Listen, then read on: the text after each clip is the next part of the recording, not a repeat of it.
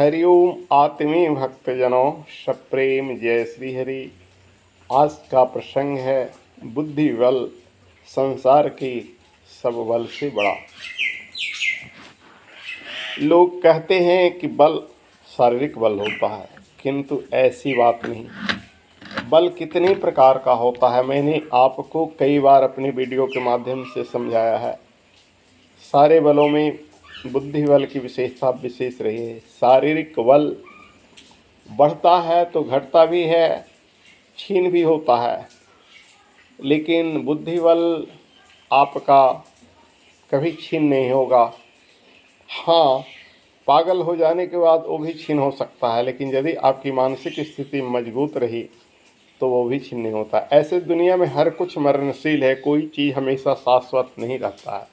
एक बार फिर नज़र डालते हैं बल के कितने प्रकार के होते हैं। उसमें हम आपको कुछ प्रमुख बल बताते हैं। जैसे शारीरिक बल हर कोई जानते हैं, शरीर से हिष्ट पुष्ट तंदुरुस्त होना, बलवान होना हर कोई जानता है। जो मोटा ताज़ा व्यक्ति है, जो सुडौल शरीर का व्यक्ति है, जो हिष्ट पुष्ट व्यक्ति है, उसको लोग कहता है शरीर से बलवान है। किंतु जो विद्या और बुद्धि में कुशाग्र है, जिसकी बुद्धि तीक्ष्ण है, जिसकी बुद्धि तीव्र है, विद्या और बुद्धि दोनों दो चीज़ है। विद्वान मनुष्य तो रावण भी था, परंतु बुद्धिमान नहीं था। इसलिए विद्या भी एक बल है। विद्या संसार में विद्या के बल से सारा जगत में मनुष्य की पूजा होती है। विद्या बल की गरिमा बहुत है। निपत्तम च विद्वतम च नैव तुल्य कदाचन स्वदेश से पूज्यते राजा विद्वान सर्वत्र पूज्यते। राजाओं में और विद्वानों में कभी तुलना नहीं करनी चाहिए। अपने देश में राजा की पूजा होती है और दूसरे देश में यानी समस्त देश में विद्वानों की पूजा होती है। किसी कवि ने लिखा है, दो में से तुम्हें क्या चाहिए, कलम या कि तलवार। कलम देश की बड़ी शक्ति है, भाव जगाने वाली, दिल ही नहीं दिमागों में आग लगाने वाली। इस कविता के माध्यम से भी हम विद्या बल की महिमा जानते हैं। जितना शारीरिक बल से देश की आज़ादी में काम नहीं हुआ, उतना विद्या बल से काम हुआ है। कहते हैं गांधी जी ने साबरमती के संत तूदे ने कर दिया कमाल, दे दी हमें आज़ादी बिना खड़ग बिना ढाल। लोग गाते हैं गांधी जी की सत्याग्रह बल अहिंसा आंदोलन भी अंग्रेजों को भारत छोड़ने पर विवश कर दिया। लेकिन उन वीरों बलिदानियों की भी कम महत्ता नहीं है जो बंदूक पिस्तौल गोली चलाए, बम चलाए, उससे भी विवश हो गया अंग्रेज। सारे बल काम किया, शक्ति बल भी काम किया। क्रांतिकारी खुदीराम बोस, नेताजी सुभाष चंद्र बोस आदि आदि, उनका बल भी काम किया। और अहिंसावादी विचारधारा के जो देश यानी दोनों तरह से अंग्रेजों को विवश कर दिया। इसलिए उस बल को भी नमन और इस बल को भी नमन, विद्या बल को भी नमन। बहुत सारे कवि जो हैं सो कविता लिख लिख कर प्रेरणा दिए, साहित्य लिख लिख कर प्रेरणा दिए देश की आज़ादी के लिए। तो ये सब विद्या बल काम किया। अब है बुद्धि बल की विशेषता सुनिए। बुद्धि बल कहते हैं, बुद्धि एक दृष्टांत के द्वारा हम समझाते हैं बुद्धि बल किसे कहते हैं। उसके लिए विद्वान होना नहीं। विष्णु शर्मा की कहानी हमने पढ़ा है अपरिचित कार्यक्रम पंचतंत्र में। किसी जंगल में उन्होंने ज़्यादातर पशु पक्षियों पर लिखा है। किसी जंगल में दुर्दांत नामक शेर रहा करता था, यानी सिंह। वह प्रतिदिन हजारों पशुओं को मार देता, लेकिन पेट तो छोटा था, खाता तो नहीं। वीर था, बलवान था, जो पशु मिलते सबको दबोच के मार देता। जंगल में सड़ांध दुर्गंध फैलने लगा। खाता तो वो एक दो पशु से ज़्यादा नहीं था, लेकिन मार देता था हजारों पशु प्रतिदिन। पशुओं ने मिलकर मंत्र ना किया, देखो भाई यह दुर्दांत बड़ा ही दुर्दांत जैसा नाम है, वैसा ही है, बड़ा ही खत्म है, खराब है, एक दिन में इतने पशु को मार देता है। हम लोग ऐसा काम करें कि इसके पास एक पशु या दो पशु जितना से इसकी भूख मिट जाए, उतना इसके पास स्वयं चला जाए। तो काहे ले आफत मोल लेगा, इसको भी इधर उधर घूमना नहीं पड़ेगा और हम लोग भी हजारों की संख्या में रोज नहीं मरेंगे। जिस दिन मरना होगा उसी दिन मरेंगे। सारे जानवरों ने एक साथ बैठक की और अपना संदेशा दुर्दांत को कहला भिजाया, बहलाया फुसलाया। आप जंगल के राजा हो, आपको शोभा नहीं देता है घूम घूम कर डाकुओं चोरों की तरह हमला करना, हम लोग खुद आपके भोजन के लिए आ जाएंगे। दुर्दांत ये सब चापलूसी की बातें प्रशंसा सुनकर खुश हो गया कि चलो। और सचमुच जैसा जानवरों ने फैसला किया था वैसा एक एक जानवर रोज दुर्दांत के पास पहुंचना शुरू कर दिया। घर बैठे मान में बैठे दुर्दांत को भी उछल कूद मत करना नहीं करना पड़ा, घर बैठे उसको भोजन मिल जाता था। एक दिन एक खरहे की बारी आई। खरहे कहते हैं खरगोश को। बड़ा ही बुद्धिमान था, जीव तो बड़ा छोटा था लेकिन बुद्धि उसके पास बहुत। खरहा चलता भी बड़ा तेज है लेकिन बुद्धि तो उसको उस शरीर की तीव्रता से भी ज़्यादा तीव्र था। दुर्दांत के पास जाने से पहले मन में वो सोचा रे यार मरना तो है ही, लेकिन कुछ पल और क्यों न जी ले। आज तो मरना मेरा निश्चित है, सर्टिफिकेट मृत्यु का मिल चुका है कि हमको खा जाएगा और हम उसके भोजन के लिए जा ही रहे हैं, लेकिन जरा कुछ पल और जी ले। यह सोच कर वह धीरे धीरे कछुआ की तरह चलने लगा। था तो खरगोश तीव्र चलने वाला, लेकिन धीरे धीरे चलने लगा। चलते चलते चलते चलते उसको शाम हो गया। दुर्दांत तो बड़ा भूखा था और भूखा ही था और साथ में आहार भी मिला तो आज बड़ा छोटा, यानी आहार से जो थाली भरती थी आज छिपी भी भरना मुश्किल है। उसके लिए उतना बड़ा सिंह के लिए छोटा सा खरगोश पहुँचे तो बताइए कैसा लगेगा। सो दुर्दांत बड़ा भीषण भयंकर गर्जना किया, बोला कि अब लगता है हमको फिर जंगल में सारे जीवों को एक बार मारना होगा। खरगोश ने मीठी वाणी में बोला, क्यों महाराज? तो एक तो तुम आए हो छोटा सा जीव आज हमारे भोजन के लिए और उसमें भी इतने विलम्ब से, सुबह से भूखा हूँ शाम आ गया। महाराज इसमें मेरी कोई गलती नहीं है, रास्ते में एक सिंह मिल गया। मानसिक षड्यंत्र कहते हैं उसको, वो रचा अपनी सुरक्षा के लिए।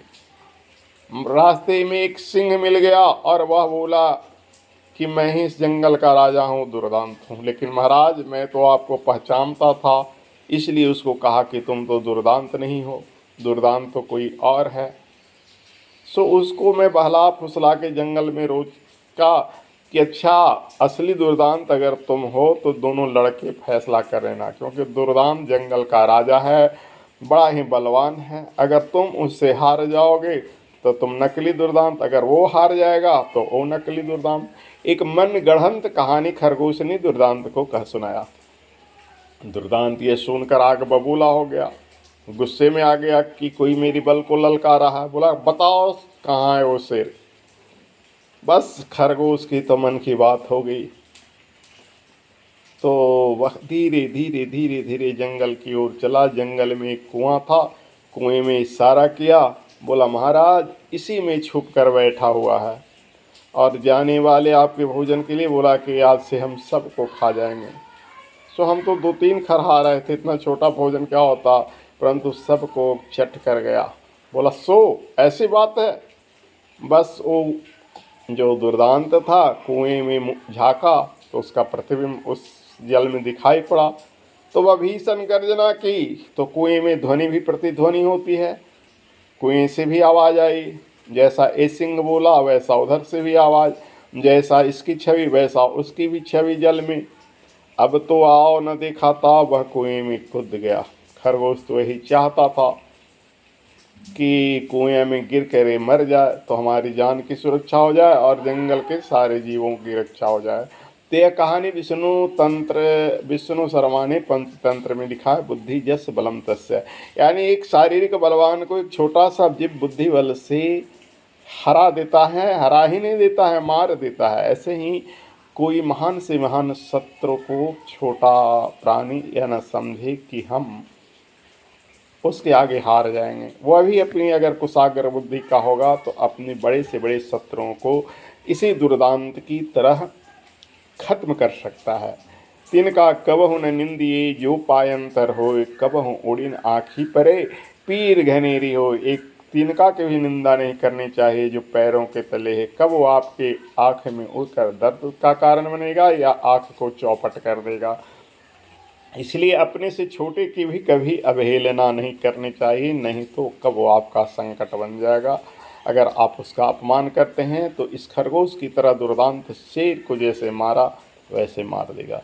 तो ये हुआ बुद्धि बल की कहानी। अब आगे चलिए तपबल। तपबल विप्र सदा बरियारा, ऐसा रामायण में आया है। तप से ब्रह्मा जी सृष्टि करते हैं, तप से विष्णु जी पालन करते हैं, तप से महेश जी संहार करते हैं। तो संसार में तपबल की बहुत बड़ी शक्ति है, तपबल से संपूर्ण सृष्टि हुई है।